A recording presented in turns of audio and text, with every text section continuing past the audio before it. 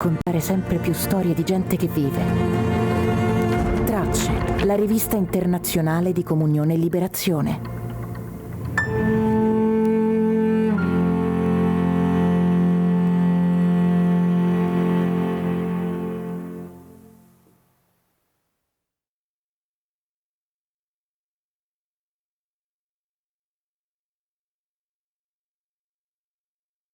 Consorzio La Cascina. Ristorazione, Global Service, costruzioni, servizi alla persona. Promuoviamo l'impresa mutualistica e il benessere della comunità. I numeri di una grande realtà. Oltre 650 milioni di fatturato, più di 16.000 lavoratori. Vivenda. Ristorazione per mense scolastiche, ospedali, aziende e comunità. Global Service. La Cascina Costruzioni. Realizziamo come impresa o general contractor infrastrutture e grandi opere edilizie. Medi Hospes. Assistenza, accoglienza, cura. Da sempre al fianco dei più fragili. Consorzio La Cascina. Cuore da cooperativa, testa da impresa.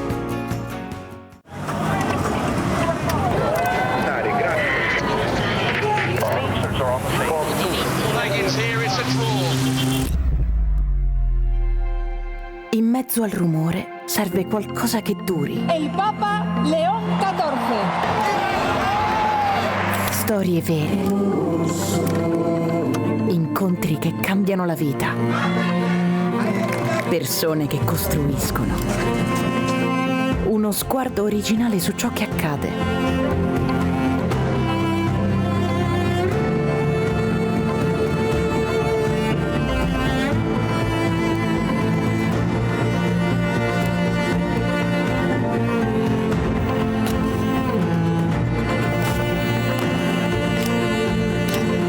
Tutto questo è Tracce. Ora anche in una nuova versione digitale. Per raccontare sempre più storie di gente che vive. Tracce, la rivista internazionale di Comunione e Liberazione.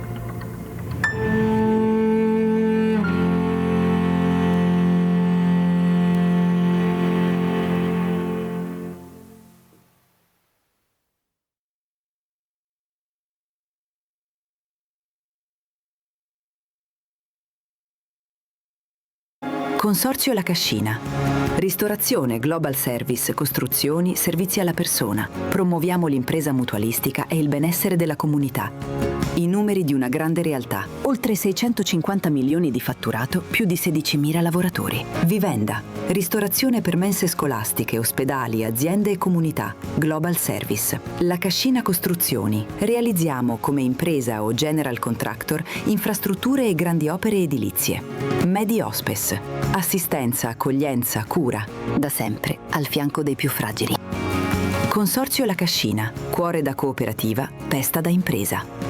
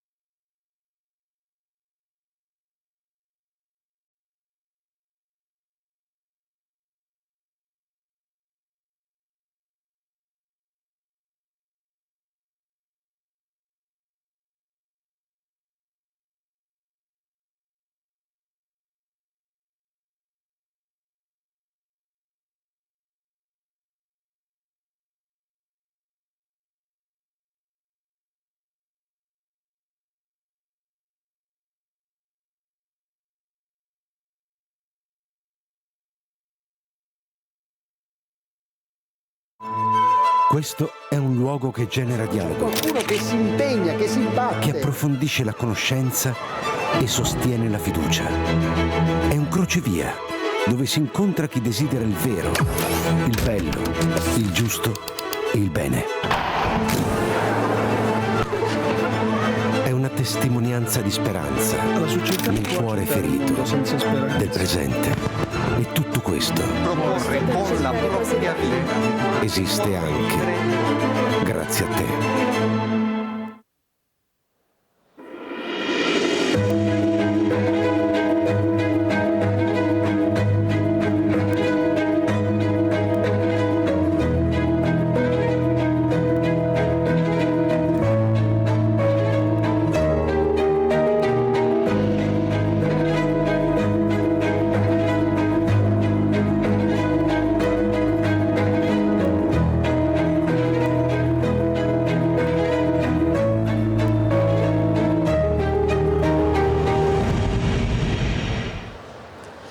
Buongiorno a tutti. Bonjour à tous, bienvenue à cette rencontre. Comme le dit le titre, elle traitera de ce que cela signifie aimer la Terre Sainte, rester en Terre Sainte, dont nous savons qu'elle est déchirée par un conflit extrêmement violent, dont on ne voit pas encore l'ombre d'une solution depuis plus de 3 ans. Alors pour nous amener en Terre Sainte, dans l'expérience de ce que cela signifie rester là-bas, comme point de réconciliation, comme possibilité de rester humain, même face à cette violence vraiment dévastatrice, et pas seulement du point de vue matériel, mais aussi du point de vue de la dévastation intérieure des deux peuples impliqués dans ce long conflit. Nous le faisons avec 2 témoins d'exception que nous remercions dès maintenant d'être là avec nous. C'est le père Francesco Yelpo,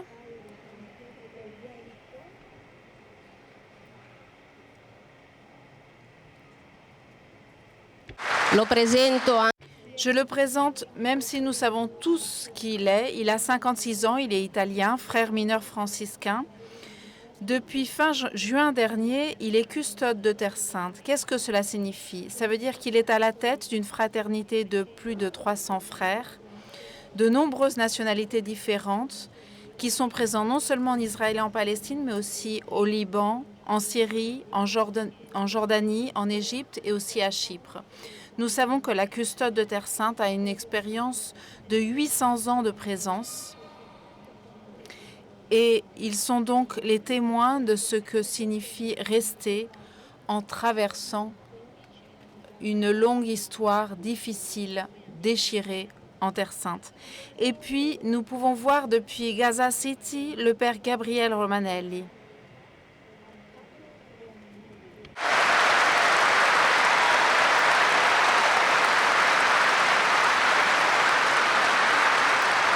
Ringraziamo tanto. Nous le remercions beaucoup lui aussi. Il est argentin de naissance, il a 57 ans, missionnaire de la congrégation du Verbe incarné. Il vit depuis plus de 20 ans en Terre Sainte et depuis 2019, il est le curé de la petite communauté de la bande de Gaza. Et lui, comme les autres frères et religieuses, prêtres et religieuses qui sont en mission à Gaza, ils ont décidé de rester à côté de leur peuple, non seulement les chrétiens, mais aussi les autres Palestiniens qu'ils continuent à aider dans cette guerre. Donc il a décidé de rester là. Et il l'a fait, comme il l'a expliqué à plusieurs reprises, non pas par héroïsme ou par résistance politique, mais parce que cela a à voir avec la nature de sa vocation de prêtre et de missionnaire en Terre Sainte. Nous savons qu'il nous parlera en tant que curé catholique de Gaza-Ville, où les chrétiens et sa communauté, la communauté chrétienne, qui implique donc aussi les chrétiens gréco-orthodoxes et les chrétiens latins catholiques, ils étaient environ 1100 fidèles à partir du 7 octobre 2023. Aujourd'hui, ils sont un peu plus de 500. D'une part parce que certains ont été tués dans les bombardements, Ensuite, parce que d'autres sont morts à cause de l'absence de soins médicaux et d'autres ont décidé de quitter la bande de Gaza. Lui, il se trouve donc à Gazaville, à quelques mètres de la ligne jaune. Et nous savons que c'est cette nouvelle frontière qui sépare la bande de Gaza. Donc 2 300 000 Palestiniens aujourd'hui vivent dans des conditions dont qu'il va nous décrire tout à l'heure. Ils sont entassés dans la part de la bande de Gaza qui est encore contrôlée par le Hamas, alors que de l'autre côté de la ligne jaune, il y a l'armée israélienne qui occupe cette partie-là. Donc, Padre Gabriel, je commence avec toi. On profite de ce que la connexion est bonne pour l'instant. Je voulais vous demander quelle est la situation aujourd'hui à Gaza, qui semble avoir disparu un peu aujourd'hui des projecteurs médiatiques. On sait qu'il y a quelques pas en avant sur le projet de paix de Donald Trump, mais de fait, il est un peu au point mort. Donc, parce qu'il voulait désarmer le Hamas, mais pour l'instant, il n'y a pas vraiment d'avancée. Et la bande de Gaza est réduite en ruine. Alors, quel est votre quotidien à l'intérieur de la bande de Gaza et de Gazaville où vous vous trouvez? Merci à tout le monde. Merci au Père Francesco. Alors, la réalité sur toute la bande de Gaza, ce petit morceau de terre sainte, parce que Jésus est passé pour là. Et donc, c'est la mission du patriarcat de Jérusalem pour dire en réalité, l'ont fondé les pères franciscains, je le dis avant. La réalité de cette bande de la Gaza, c'est terrible.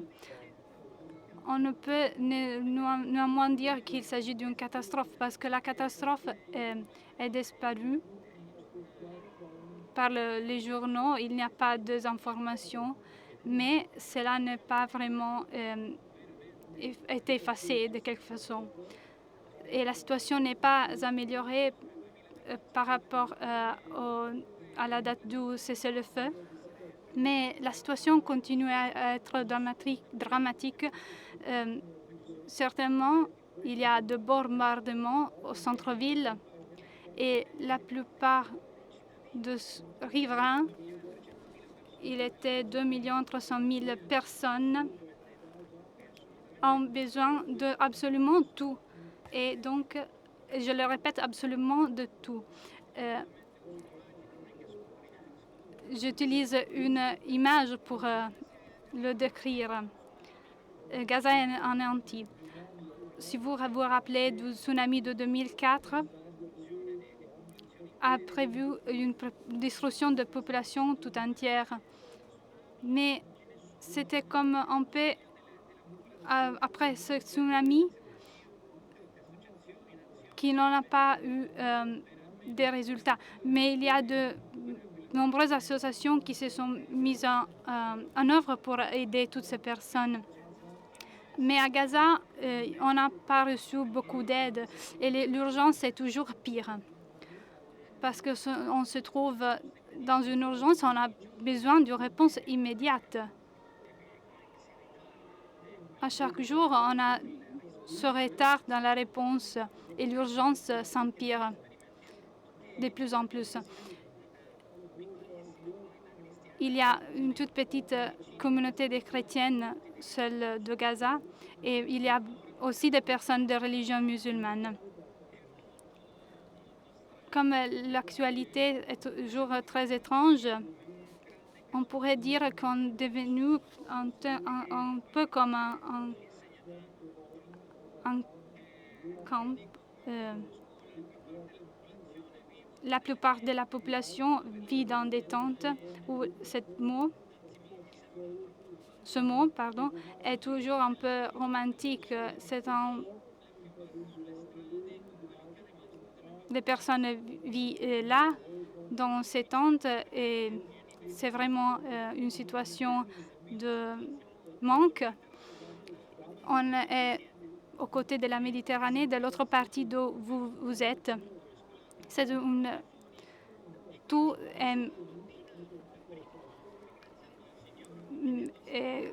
on remercie le Seigneur avec des batteries. La plupart des personnes n'ont pas une source d'énergie non plus. Et puis, il n'y a pas d'eau potable et aussi de l'eau à boire, de l'eau de boisson. C'est toujours une lutte quotidienne, une difficulté que nous sommes en train de vivre et toute la communauté des voisins. Et donc, cela fait en sorte que tout devient plus difficile. À part les imprévus que nous avons vécus à Gaza, aujourd'hui, nous avons difficulté à repérer beaucoup de choses, avec une grande difficulté. Comme vous l'avez dit déjà, nous sommes dans un nombre vraiment réduit. Nous sommes des chrétiens catholiques. 60 personnes sont mortes pendant la guerre dans une opération militaire.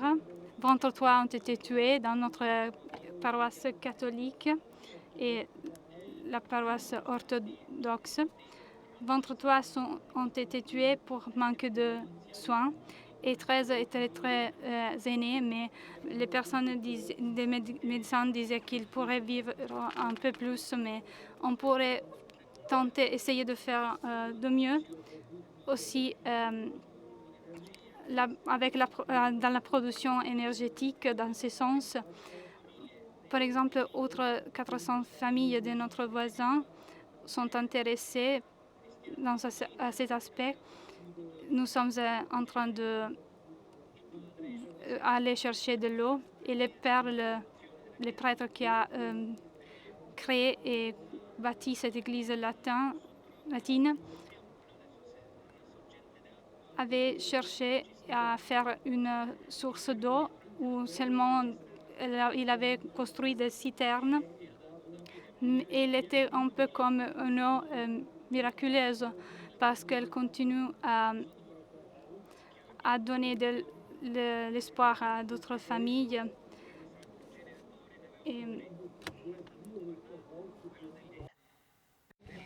Alors, une de ces citernes a été bombardée. La maison des sœurs de Mère Teresa a été bombardée. Un troisième de ceux qui nous aidaient à puiser est mort. Et pour le troisième, on espère que le Seigneur lui donnera, le maintiendra en vie parce que ce générateur électrique nous permet de continuer à pomper l'eau.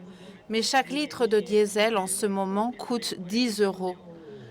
Ce n'est pas le problème d'Ormuz, d'Iran, d'Israël ou des États-Unis, c'est le problème de la guerre.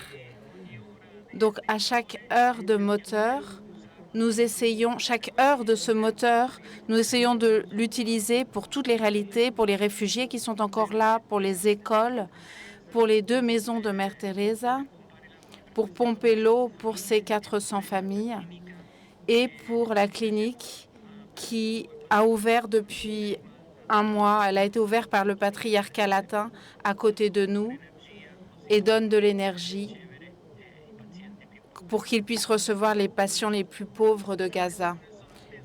Excusez-moi, j'ai trop parlé.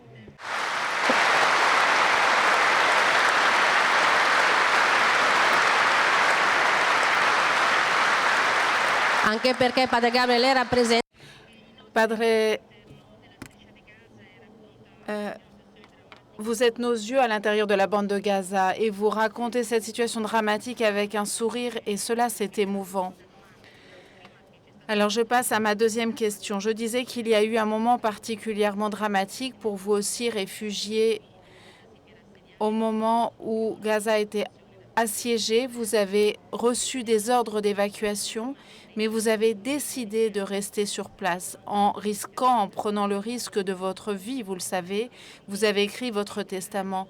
Est-ce que vous pouvez nous expliquer pourquoi cette décision qui a eu lieu avant le cessez-le-feu, mais qui est renouvelée chaque matin pour chacun d'entre vous, pour vous-même, mais aussi pour tous les autres missionnaires qui sont avec vous en ce moment dans la zone catholique? Eh bien, cela nous a semblé la réponse naturelle, spirituellement et humainement en parlant. Je voudrais dire, comme vous l'avez déjà affirmé, il n'était pas une défi politique ou autre chose de similaire.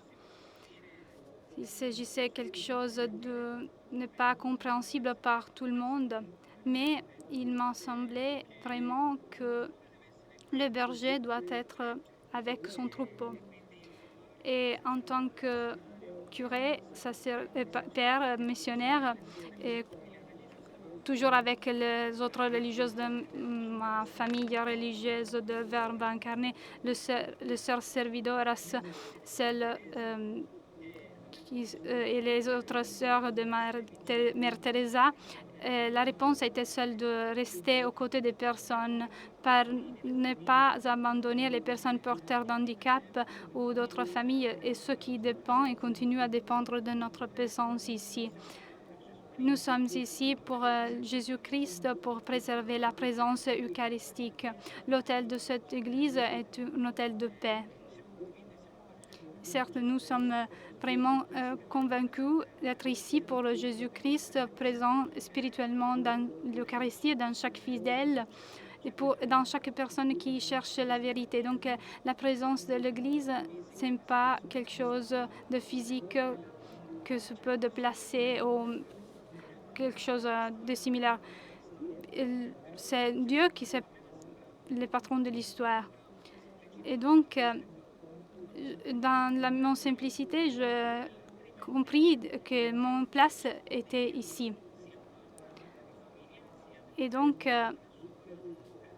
dans le respect de sa vocation en tant que père, mère de famille ou de religieux, on doit répondre comme cela et on doit faire de son mieux.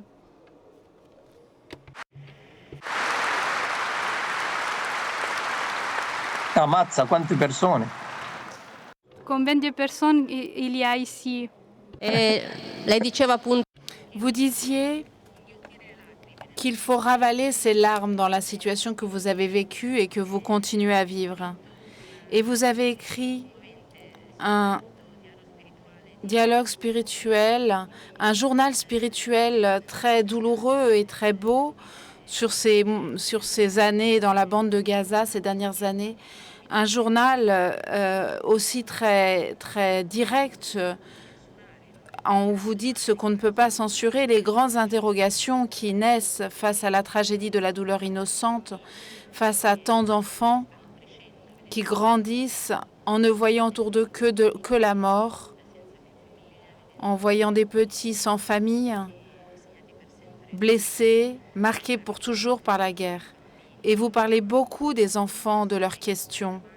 Qu'est-ce que cela signifie de rester face à eux, de leur donner d'une manière ou d'une autre de l'espérance en ayant dans le cœur ce que vous avez décrit, ces larmes profondes qui accompagnent votre vie quotidienne aujourd'hui encore? Oui, le Seigneur est fidèle. Il nous permet de porter la croix et nous donne la force pour le faire. Ceci en Italie, en Argentine, partout. Et donc, les enfants ont clairement besoin de la certitude des adultes. Ils sont très petits, mais ils ne sont pas... ils comprennent bien les choses.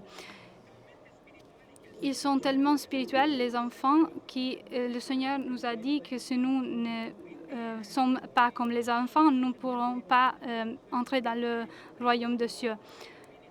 Et donc, les enfants musulmans sont aussi notre enfants. Cette année-ci, si Dieu le veut, si nous réussissons à avoir 1000 élèves, ce serait bon. Il y avait 270 élèves, il y a une année. Et puis l'école du Rosaire, du Chapelet, avec 1250 élèves. De ces écoles catholiques, il en reste seulement ces dernières.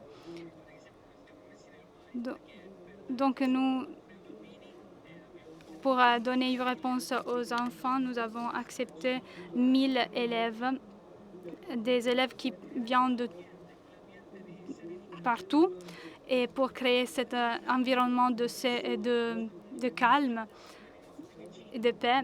Mais je n'ai vu pas aucun désir de vengeance de la part de communautés qui nous entourent.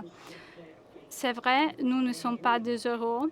Il y a quelquefois où nous n'avons pas de force et nous cherchons à nous aider les uns les autres avec leur sainte, la prière, en silence.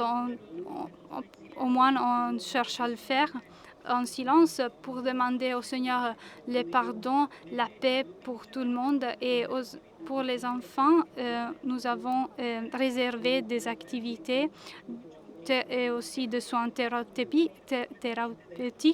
qui aident surtout à soigner les blessures, les plaies de famille. Mais chaque personne ici à Gaza continue avec cette blessure dans son âme. Et donc, nous cherchons à créer un monde qui n'est pas compris quelquefois. C'est vrai, on a vécu la crise de l'eau, mais nous faisons des jeux d'eau quelquefois pendant la semaine. Nous pompons de l'eau sans la purifier. Quelquefois, ils se sont mauvais, mais nous faisons des jeux. Beaucoup de personnes commencent à rire, les adultes aussi, et les sœurs aussi. Il semble quelque chose de fou, de dingue, mais enfin, au bout de compte, le dernier mot, ce n'est pas la croix, mais qui est nécessaire dans notre vie. Mais le mot définitif est la résurrection, et nous devrons expérimenter cette réalité dans notre vie quotidienne.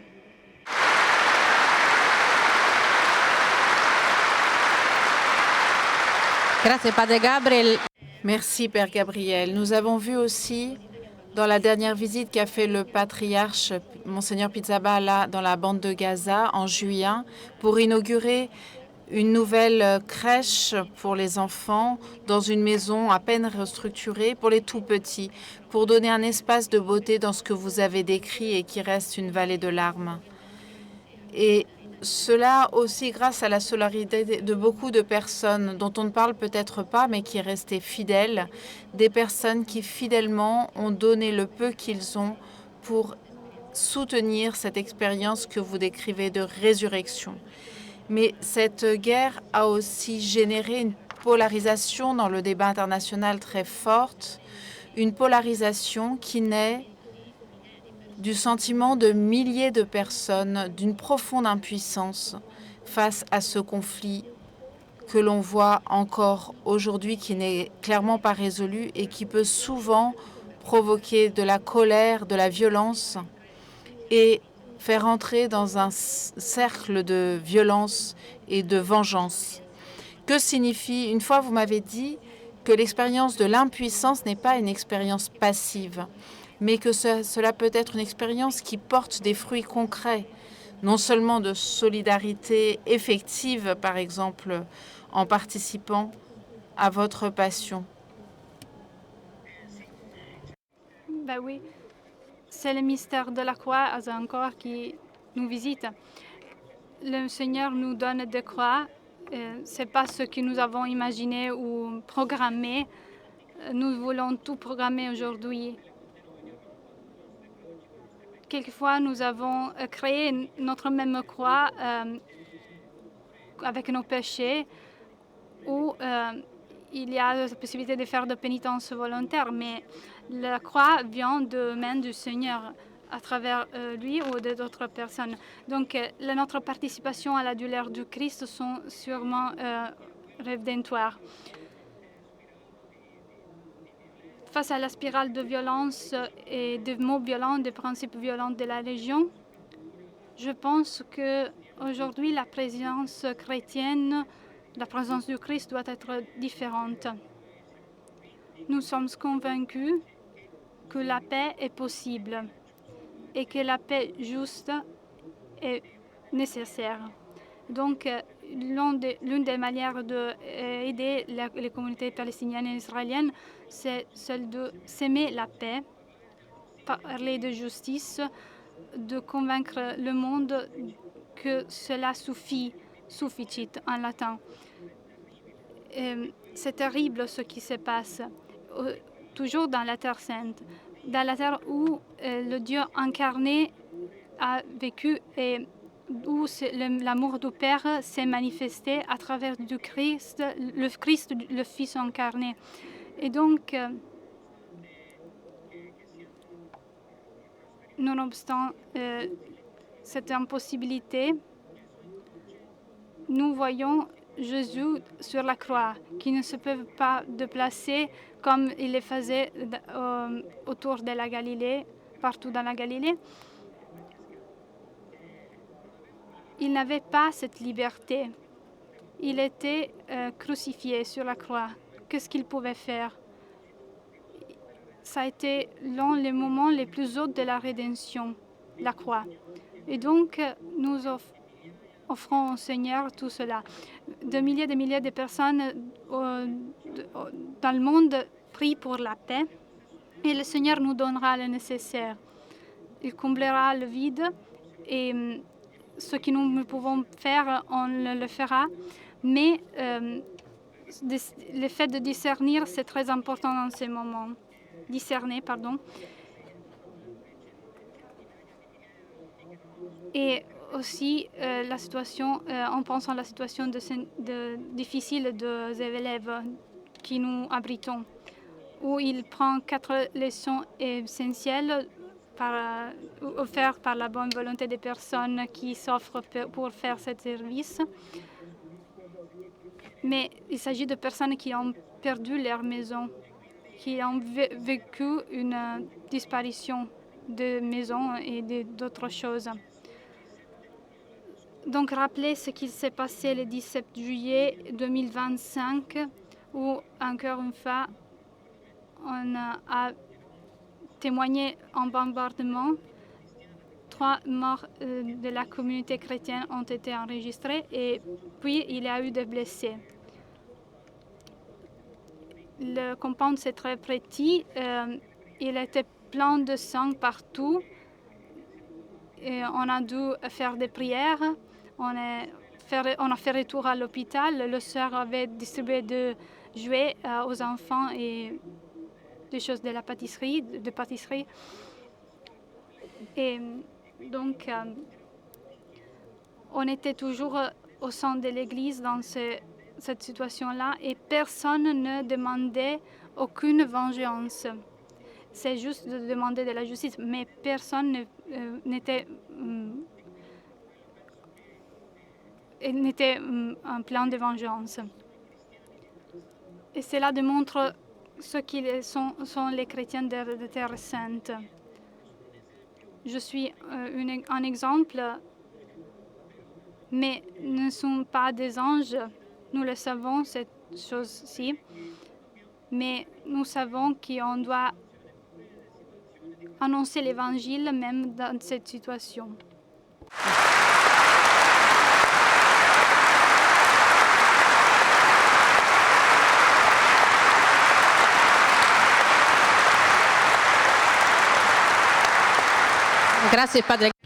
Merci, Père Gabriel. Si tu peux, reste avec nous. Père Francesco Yelpo. Padre Gabriel nous a montré ce que signifie cet amour qui ne se retire pas, parce que c'est la nature de l'amour de rester. Vous avez des responsabilités différentes, vous êtes à la tête, comme je le disais, d'une fraternité qui se trouve pas seulement en Terre Sainte, mais aussi dans d'autres pays du Moyen-Orient touchés par la guerre. Donc ma première question, c'est de savoir ce que cela signifie, cet amour qui ne se retire pas dans votre vie de tous les jours, plongé dans des contextes de déchirement profond et de difficultés économiques. Je pense en particulier à vos œuvres, vos écoles dans les territoires palestiniens, où vos enfants n'ont plus, où les familles n'ont plus les moyens de payer l'inscription. Donc, vous avez aussi, on vous demande aussi des prises de position politiques plus que spirituelles. Merci et bonjour à tous. Je salue chaleureusement le Père Gabriel et toutes les sœurs qui vivent avec lui. Je vous embrasse. Merci beaucoup.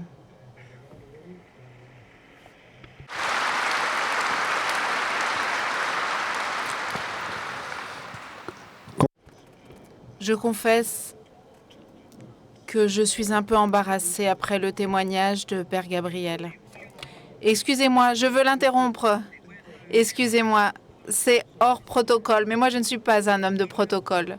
Le travail que font les franciscains, comme tant de religieux et d'autres congrégations qu'on ne voit pas, mais le travail et la croix qu'il a, notre patriarche aussi, mais le custode de Jérusalem, c'est ce Père que vous avez devant vous, il est énorme. Nous ne sommes pas des héros. Et il pèse beaucoup sur la responsabilité et le bien qu'on fait. Et comment conserver encore la présence chrétienne pour continuer et que cette guerre n'emporte pas avec elle toute la présence. Donc ne soyez absolument pas embarrassés. Votre réalité, votre croix est invisible. La nôtre est visible, donc elle est plus en vue. Mais la tienne n'est pas plus petite que la nôtre. Excuse-moi, je t'ai volé du temps.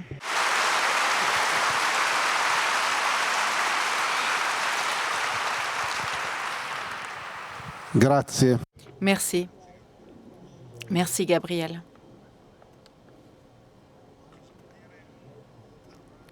Que signifie aimer sans se retirer? Quand est arrivée ma nomination en tant que custode de Terre Sainte, une amie m'a dit les choses suivantes. Rappelle-toi, Francesco, que la première œuvre, c'est toi. Au début, j'aurais commencé une rencontre comme celle-ci en faisant la liste des œuvres que la custode de Terre Sainte réalise pour manifester, témoigner, montrer cet amour qui ne se retire pas. Aujourd'hui, j'ai plus de mal à lister les œuvres parce que je m'aperçois de plus en plus, et aujourd'hui encore plus après les paroles de Gabriel, qu'il y a avant tout une œuvre que pour chacun d'entre nous, qui est mon cœur, qui doit être construit à chaque instant. Parce que la présence, qui est une présence qui veut témoigner et montrer une autre présence, a besoin d'un cœur capable de se donner complètement et de rester devant la croix, sur la croix, cloué sur la croix, avec le même amour que le Jésus-Christ. Un amour que je ne peux pas me donner, que tu ne peux pas me donner, mais que je peux recevoir. Et seulement si je l'expérimente sur moi-même, si moi-même j'expérimente un amour qui ne se retire pas dans ma vie, alors il est possible que les œuvres que je fais deviennent elles aussi expression, émanation et reflet de ce qui se produit en moi. Gabriel a dit tout à l'heure quelque chose de très important. Je regarde la terre et j'ai besoin de certitude. Dans la position où nous sommes, tout le monde regarde. On regarde le custode, on regarde le patriarcat, comme si on devait toujours avoir des solutions. Et il n'y a pas toujours de solution. Et la première interrogation, c'est comment moi, personnellement, je peux tenir face à tout ce mal? Comment est-ce que je peux rester devant les questions qui m'arrivent? Comment est-ce que je peux me tenir face à mes confrères qui sont engagés en première ligne dans différents lieux de ces territoires qu'Alessandra a listés avant? Et alors on s'aperçoit que la première œuvre, c'est se mettre à genoux face au mystère d'un Dieu qui se fait chair et qui ne se retire pas dans son amour pour toi. Parce que le deuxième mot qui qu'on m'a dit après, rappelle-toi que la première œuvre, c'est toi. C'est que le grand engagement, c'est construire ta vie chrétienne et ta foi. Autrement, tu seras une autre ONG parmi les autres ONG qui existent. L'autre parole qui m'a été dite, c'est celle d'un provincial en Italie. C'était, avant que je parte, c'était Francesco, trouve un ami.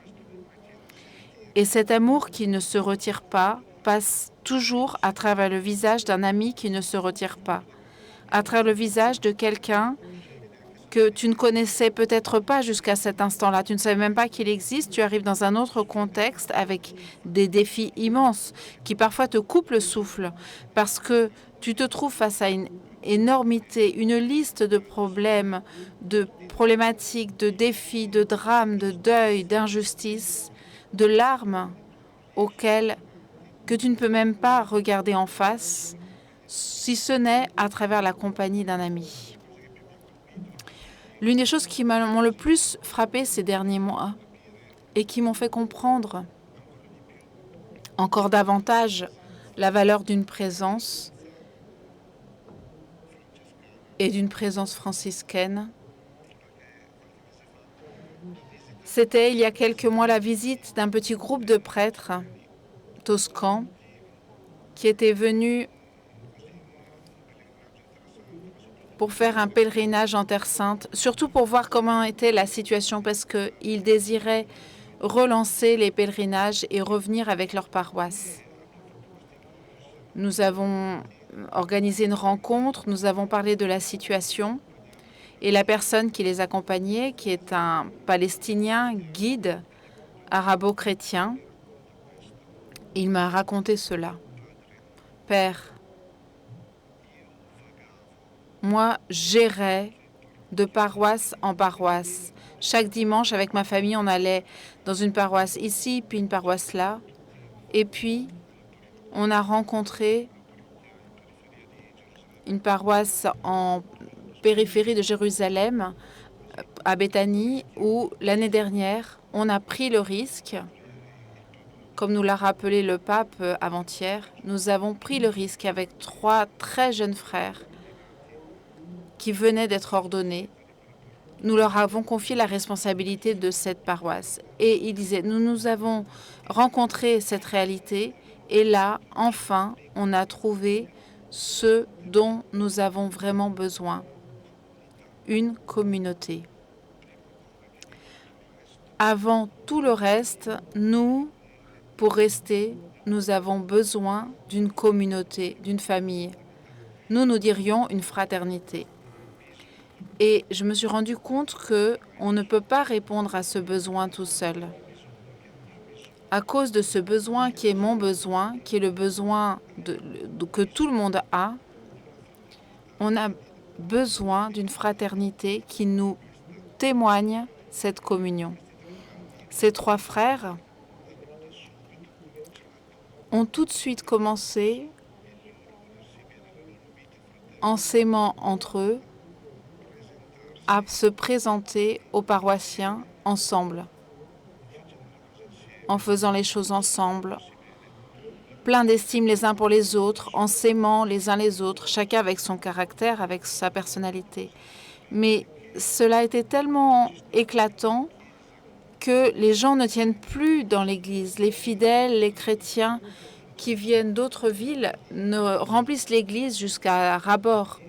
Ils arrivent et ils disent « Ici, on se sent dans une communauté ». Alors, toutes les œuvres dont on a besoin et qui ont besoin d'un amour qui ne se retire pas doivent pouvoir naître d'une fraternité vécue. Voilà pourquoi je crois et je pense que la première mission du custode de Terre Sainte, en plus, c'est avant tout de préserver ma vocation, mon don de moi-même à Dieu, mais aussi préserver la vocation de mes frères. Parce que ce n'est qu'en vivant pleinement notre vocation que nous pouvons contribuer à cet amour qui ne se retire pas.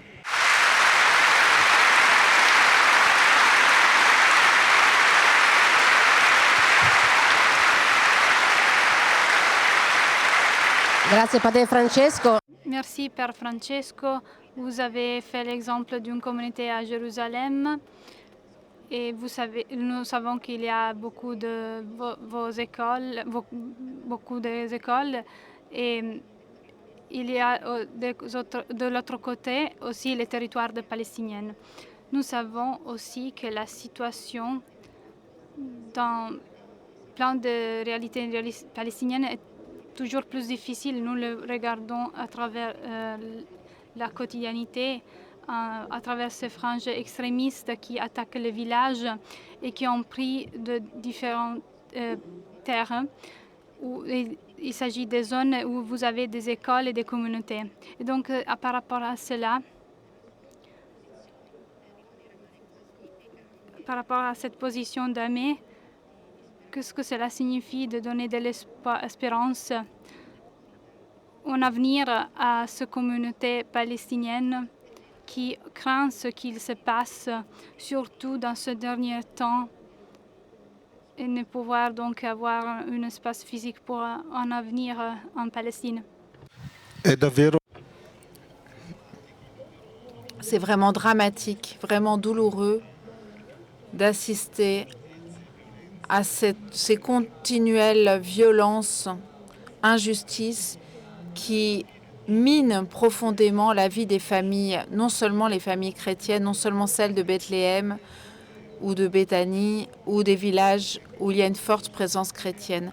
Je pense souvent aux villages ou aux campements des Bédouins et de toutes ces minorités qui n'ont pas de voix, dont on ne sait rien et qui vivent eux aussi dans cette précarité permanente et dans ces injustices perpétuelles qui sont condamnées par tous, mais qui continuent d'être. Et on expérimente cette impuissance dont parlait le Père Gabriel, parce que au-delà du fait que l'on porte, qu'on dénonce ces injustices, on expérimente que face à ceux qui nous regardent et nous disent « qu'est-ce qu'on peut faire ?», il y a une sorte d'incapacité, d'impuissance. Pourtant, la présence chrétienne sur ces territoires est fondamentale. Et l'hémorragie, comme l'a appelé le pape Léon dans une rencontre qu'il a faite avec tous les acteurs qui s'occupent du Moyen-Orient, il a parlé d'hémorragie chrétienne sur ces terres qui inquiète et qui est douloureuse. Le premier grand travail, c'est celui d'avoir nous-mêmes une raison pour rester. Parce que si nous ne l'avons pas nous-mêmes, il est difficile de la communiquer aux autres, non seulement à travers les œuvres qui sont indispensables, les œuvres telles que l'école, garantir le droit à l'éducation. On l'a dit aussi, par exemple, en Cisjordanie, le travail, la première chose qu'on nous demande, ce n'est pas une aide économique. La première chose, la première demande qu'on nous fait, c'est « aide-nous à avoir un permis de travail en Israël.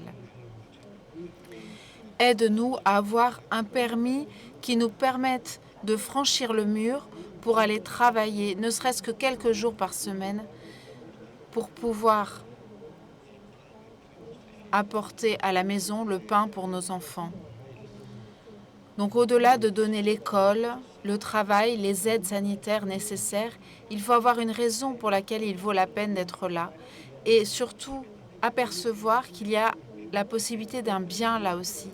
Ça m'a touchée de voir il y a quelque temps un couple de jeunes fiancés, mariés, qui étaient allés au Chili en mission. Et ils sont allés vivre dans un des quartiers les plus malfamés de Santiago du Chili, où il y avait la police secrète qui est venue s'informer pour leur dire « Mais comment c'est possible que vous, qui aviez un travail en Italie, vous êtes venus là? Est-ce que vous êtes des espions ?»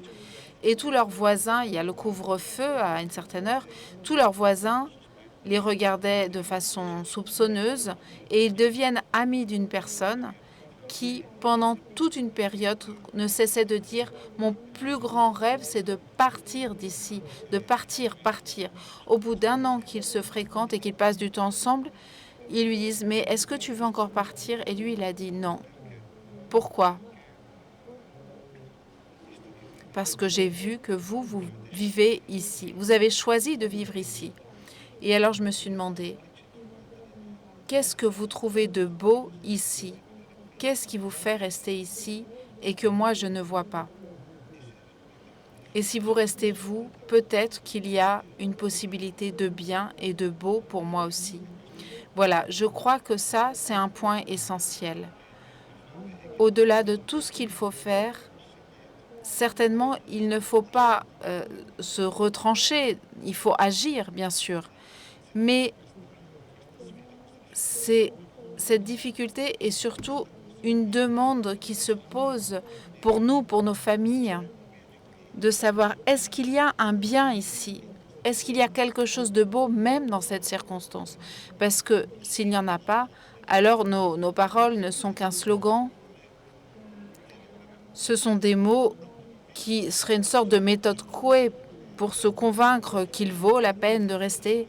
Mais en fait, le vrai thème, c'est d'aider chacun à découvrir la raison de sa propre vie, le but de sa propre vocation. C'est vraiment lié à la vocation, le fait que tu es né ici, Dieu t'a créé, t'a mis au monde depuis l'éternité pour un projet pour toi. Et si on détache cette mission du thème de la vocation, on pourra courir le risque d'être violent envers les chrétiens eux-mêmes qui vivent là. Je ne sais pas si on comprend, parce que c'est quelque chose de délicat.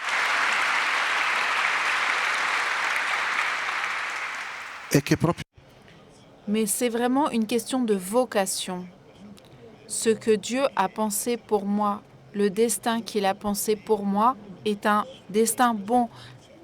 Là où il m'a mis, dans ces conditions même. Et on a besoin de personnes, hommes et femmes, qui témoignent ça, pas seulement qui disent « il faut rester à tout prix ».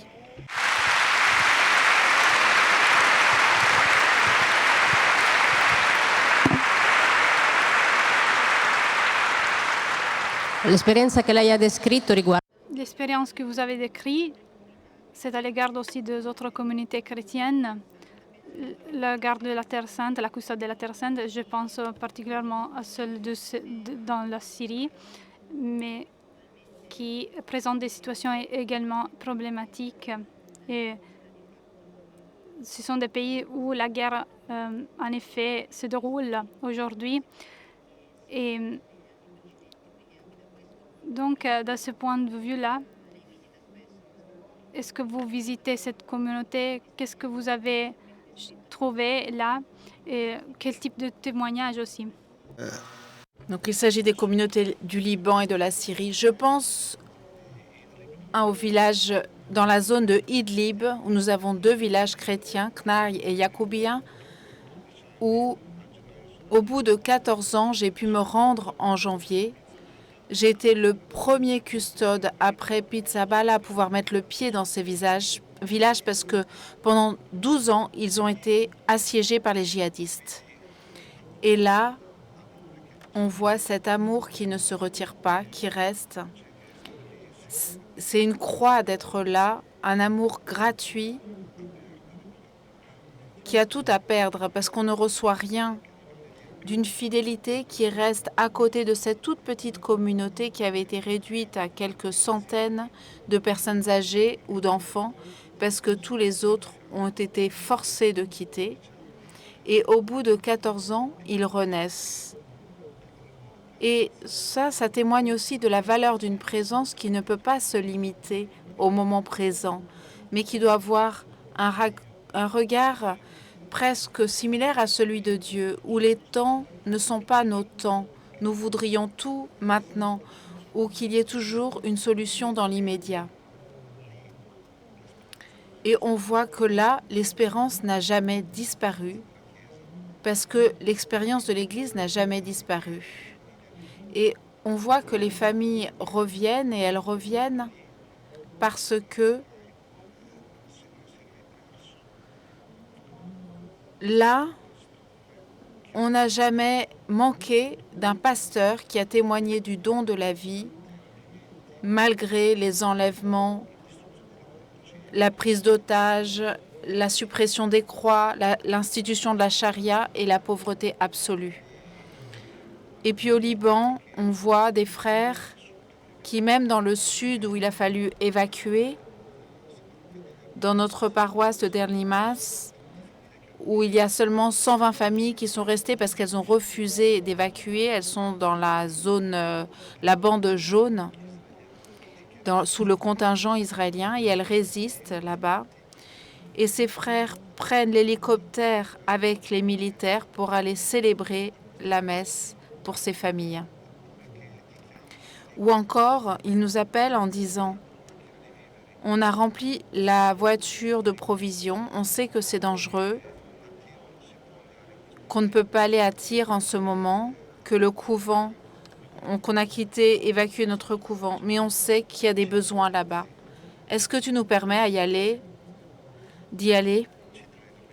Tu nous bénis? On sait que le bon sens nous dit qu'on devrait rester là où on est. Mais par amour pour le Christ et pour ce peuple, on est poussé à aller là. Alors on voit qu'il y a vraiment un miracle permanent dont on est spectateur. On voit les grandes œuvres que Dieu fait et qu'il continue à susciter dans le cœur des hommes et des femmes qui sont toujours disposés à témoigner cet amour qui ne se retire pas. Et cela, c'est ce qui suscite cette espérance et la possibilité d'y avoir pour quelqu'un le désir de rester aussi et de continuer sa vocation dans un tel contexte.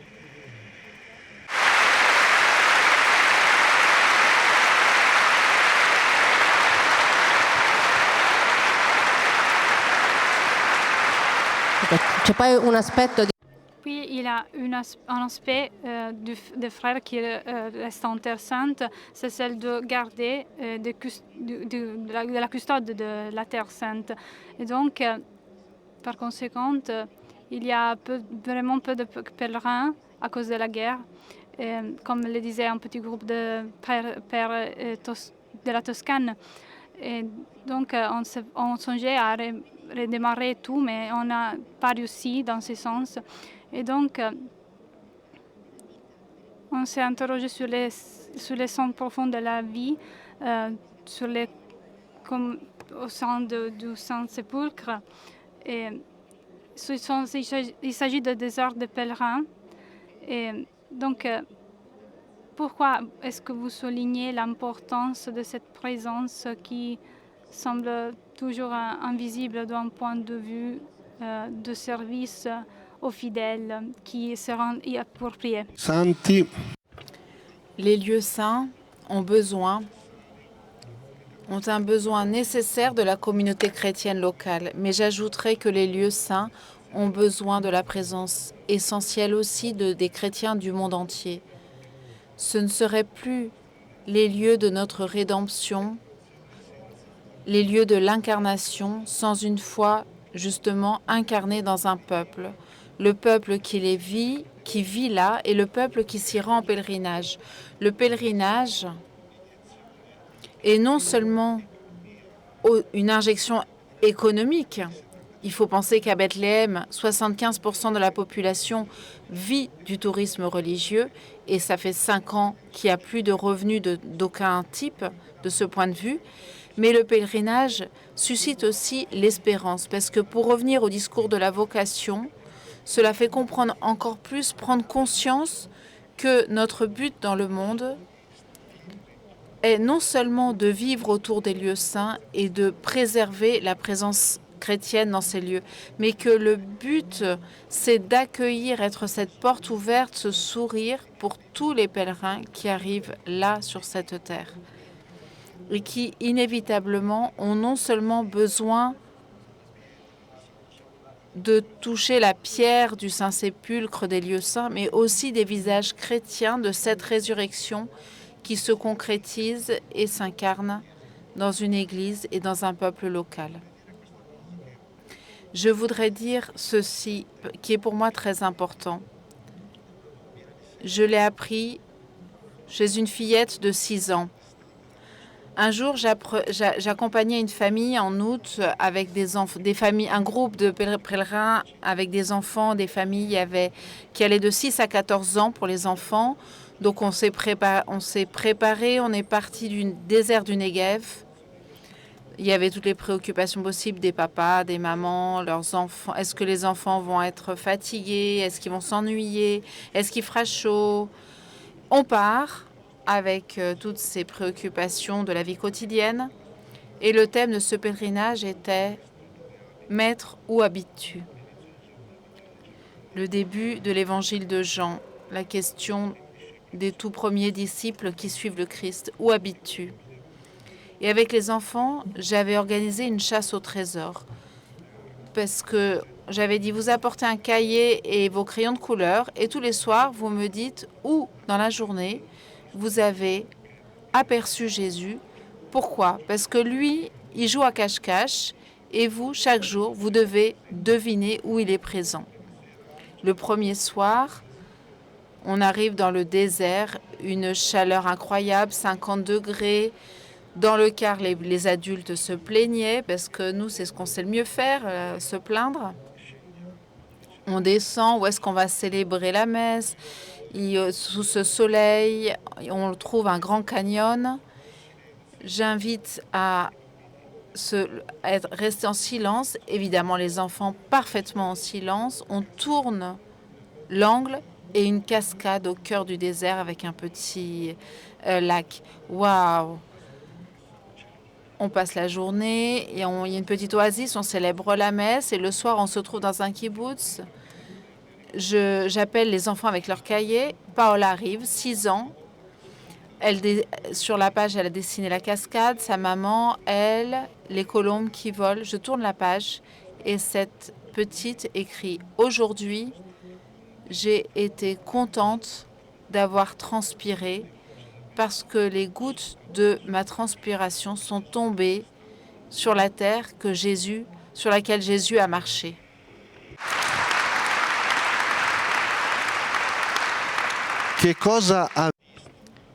Qu'a vu cette petite que nous ne voyons plus?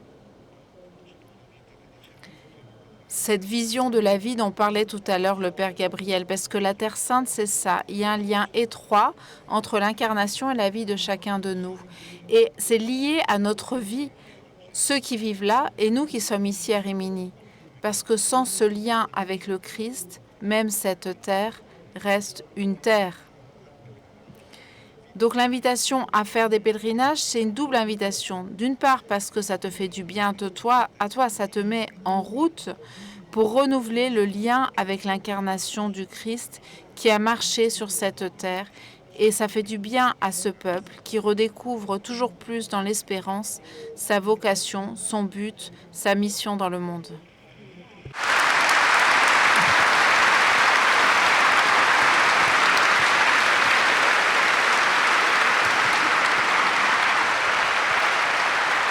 Grazie Padre. Merci Père Francesco. Je voudrais finir avec une question finale. Toujours avec le Père Gabriel qui est encore là en connexion avec nous. Nous a déjà raconté ce que nous ne voyons plus aussi dans les pays occidentaux. Je voudrais vous demander aussi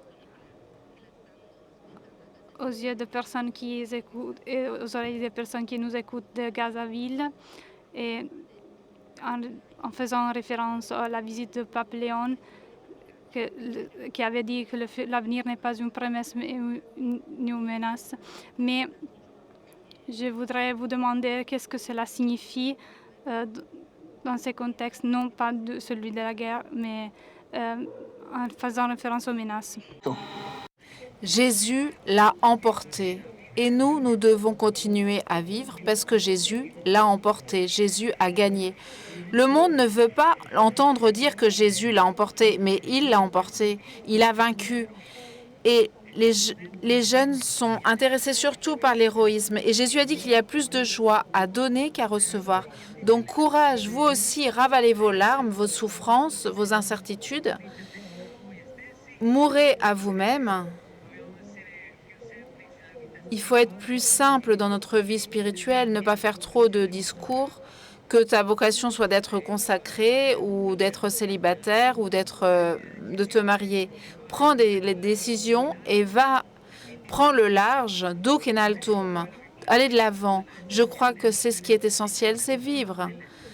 Le Seigneur franchit toutes les difficultés et nous abandonne jamais, jamais, jamais.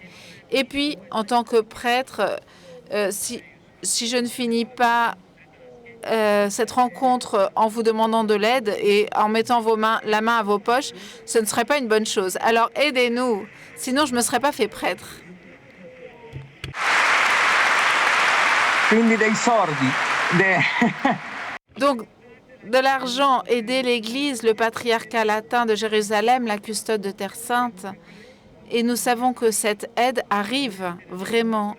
Nous avons des personnes fidèles en remerciant Dieu, nos chefs de l'Église ici, en Terre Sainte, parce que ça aide vraiment à témoigner l'amour de Jésus-Christ envers tout le monde et aussi à soutenir matériellement l'Église, qui est aussi un corps qu'il faut entretenir.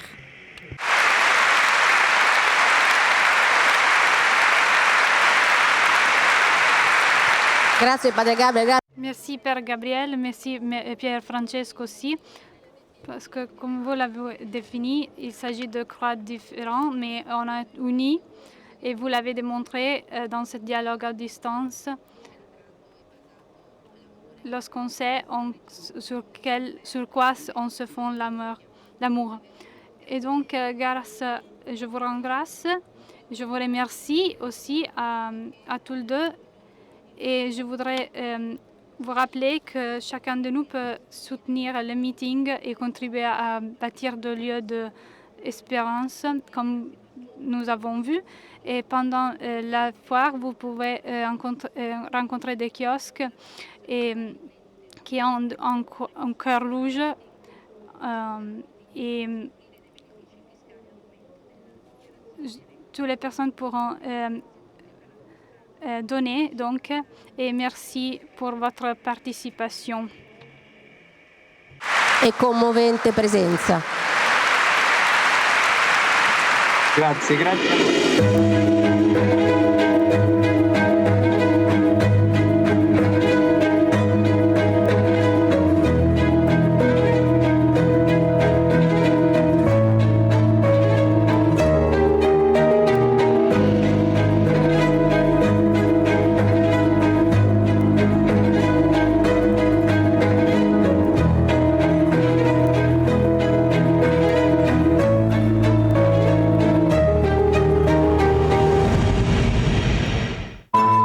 Questo è un luogo che genera dialogo, Qualcuno che si impegna, che si batte. che approfondisce la conoscenza e sostiene la fiducia. È un crocevia dove si incontra chi desidera il vero, il bello, il giusto e il bene. È una testimonianza di speranza nel cuore ferito del presente. E tutto questo Proporre con la propria vita. esiste anche grazie a te.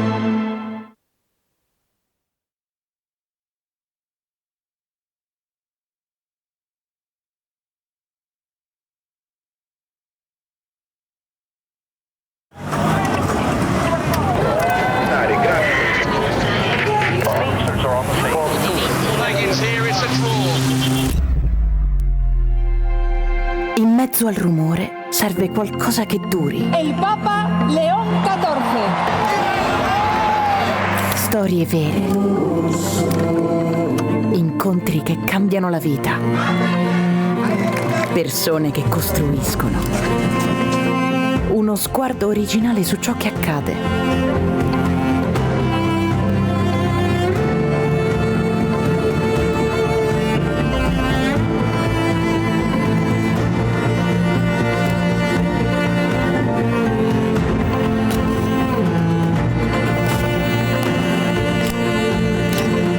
Tutto questo è Tracce.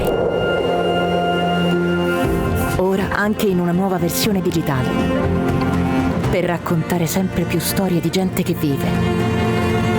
Tracce, la rivista internazionale di Comunione e Liberazione.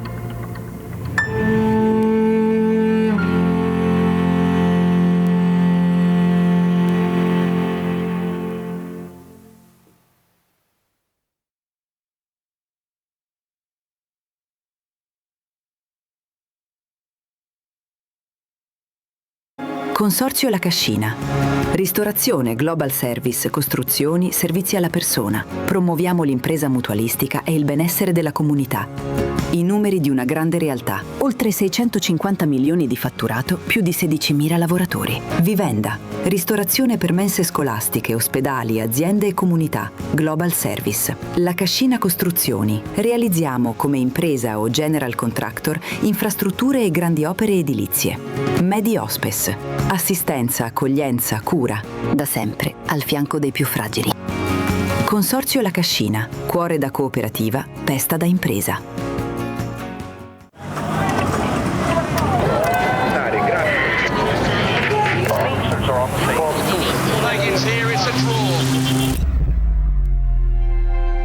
In mezzo al rumore serve qualcosa che duri. El Papa León XIV. Storie vere. Incontri che cambiano la vita.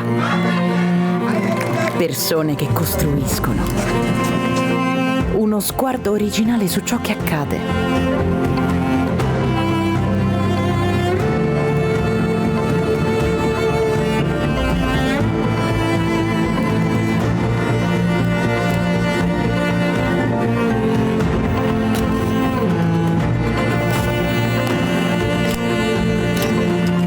Tutto questo è Tracce.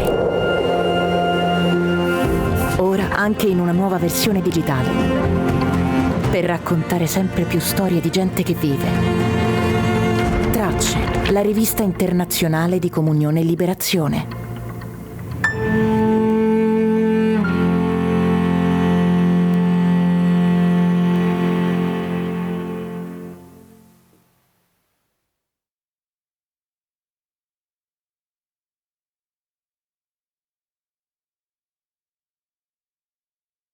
Consorzio La Cascina. Ristorazione, global service, costruzioni, servizi alla persona. Promuoviamo l'impresa mutualistica e il benessere della comunità. I numeri di una grande realtà. Oltre 650 milioni di fatturato, più di 16.000 lavoratori. Vivenda. Ristorazione per mense scolastiche, ospedali, aziende e comunità. Global Service. La Cascina Costruzioni. Realizziamo come impresa o general contractor infrastrutture e grandi opere edilizie. Medi Hospice. Assistenza, accoglienza, cura. Da sempre al fianco dei più fragili. Consorzio La Cascina. Cuore da cooperativa, pesta da impresa.